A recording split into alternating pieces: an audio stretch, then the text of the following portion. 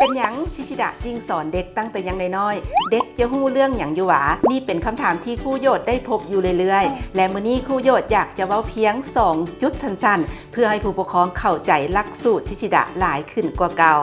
1. หลักสูตรชิชิดะพวกเฮาเน้นการปลูกพื้นฐานบ่แม่นเล็งให้เด็กเก่งวิชาการชิชิดะบ่ได้เล็งให้เด็กเรียนหนังสือตั้งแต่ยังน้อยแต่พวกเฮาเน้นการสร้างรากฐานด้านสมาธิความจำจินตนาการและทักษะการคิดวิเคราะห์ต่างๆซึ่งสิ่งเหล่านี้ก็เปรียบเหมือนกล้ามเนื้อสมองซึ่งจะช่วยให้เด็กเรียนรู้สิ่งต่างๆได้ง่ายในอนาคตเปรียบเทียบง่ายๆกับต้นไม้ถ้าหากเฮามันเบิ่งแยงดูแลรากตั้งแต่ต้นยังน้อยๆต้นไม้ก็จะเติบใหญ่อย่างแข็งแรงและมั่นคงเด็กก็เช่นเดียวกันถ้าหากว่าได้ถูกกระตุ้นสมองตั้งแต่ยังน้อยแล้วเวลาเขาเจ้าเติบใหญ่ขึ้นมาก็จะกลายเป็นเด็กที่มีความกล้าหาญกล้าแสดงออกและพร้อมเรียนรู้สิ่งใหม่ๆอยู่ในโลกหน่วยนี้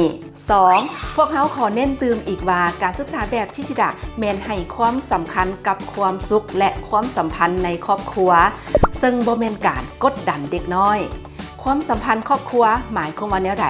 ความสัมพันธ์ภายในครอบครัวผู้ปกครองสามารถสังเกตได้ง่ายๆเวลาหลังเลิกเรียนครูจะแนะนำผู้ปกครองว่าให้เฮ็ดกิจกรรมกับลูกอยู่บ้านเด้อเช่นว่าให้อ่านหนังสืออ่านนิทานกับลูกอยู่บ้านเด้อให้ฝึกลูกใส่บวงใส่มิตัดใส่มิถูอยู่บ้านเด้อและกิจกรรมอื่นๆนั่นแหละคือการสร้างความสัมพันธ์ในครอบครัวซึ่งเป็นหัวหน่วยพื้นฐานของสังคม